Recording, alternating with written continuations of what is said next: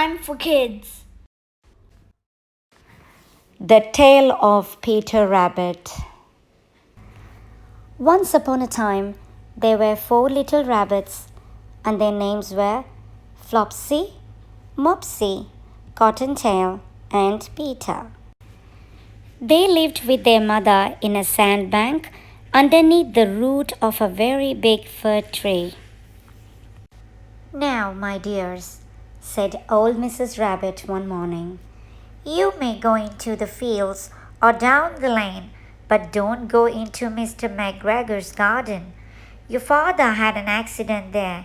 He was put in a pie by Mrs. McGregor. Now run along and don't get into mischief. I'm going out." Then old Mrs. Rabbit took a basket and her umbrella and went through the wood to the baker's. She bought a loaf of brown bread and 5 currant buns. Flopsy, Mopsy, and Cottontail, who were good little bunnies, went down the lane to gather blackberries. But Peter, who was very naughty, ran straight away to Mr. McGregor's garden and squeezed under the gate. First, he ate some lettuce and some French beans, and then he ate some radish.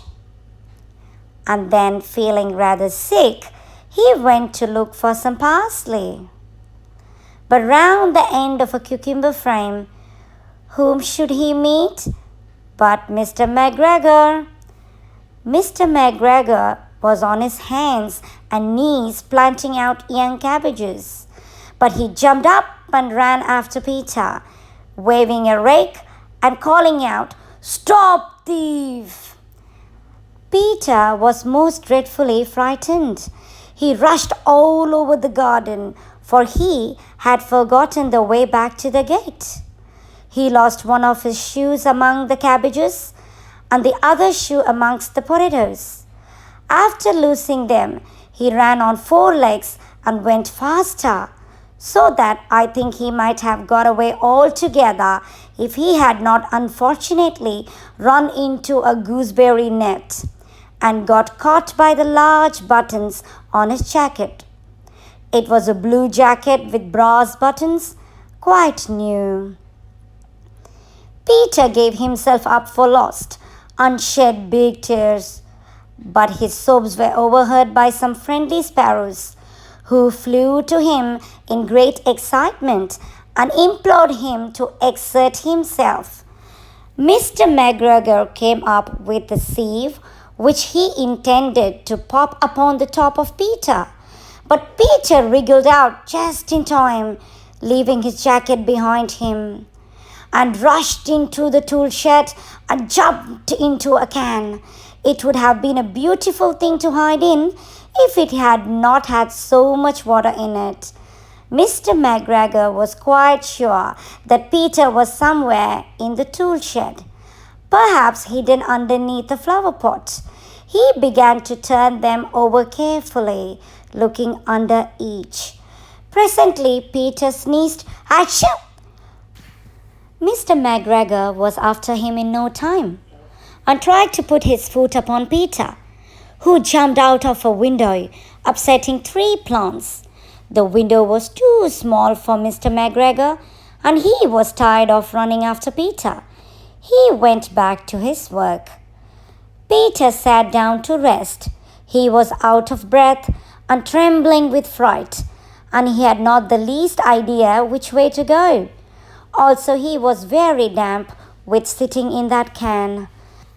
After a time, he began to wander about, going lippity-lippity, not very fast, and looking all round. He found a door in a wall, but it was locked, and there was no room for a fat little rabbit to squeeze underneath. An old mouse was running in and out over the stone doorstep, carrying peas and beans to her family in the wood.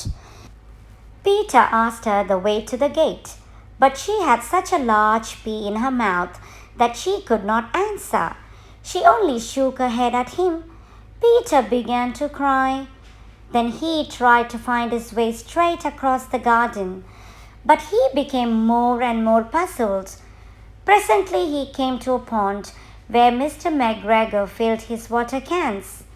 A white cat was staring at some goldfish. She sat very, very still, but now and then the tip of her tail twitched as if it were alive.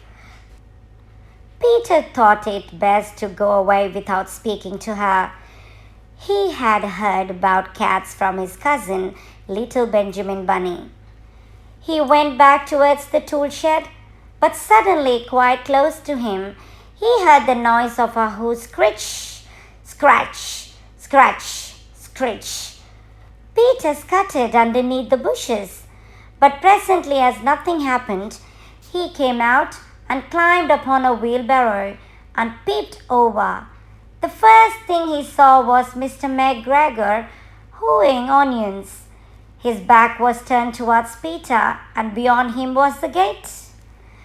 Peter got down very quietly off the wheelbarrow and started running as fast as he could go, along a straight walk behind some black currant bushes.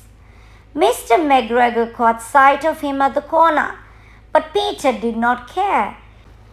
He slipped underneath the gate and was safe at last in the wood outside the garden. Mr. McGregor hung up the little jacket and the shoes for a scarecrow to frighten the blackbirds. Peter never stopped running or looked behind him till he got home to the big fir tree. He was so tired that he flopped down upon the nice soft sand on the floor of the rabbit hole and shut his eyes. His mother was busy cooking. She wondered what he had done with his clothes. It was the second little jacket and pair of shoes that Peter had lost in a fortnight. I am sorry to say that Peter was not very well during the evening. His mother put him to bed and made some chamomile tea, and she gave a dose of it to Peter. 1 tablespoonful to be taken at bedtime. But Flopsy, Mopsy, and Cottontail had bread and milk and blackberries for supper. That's the end of the story. I hope you all liked this story. Thank you for listening. See you all with another interesting story next time. Take care. Love you all.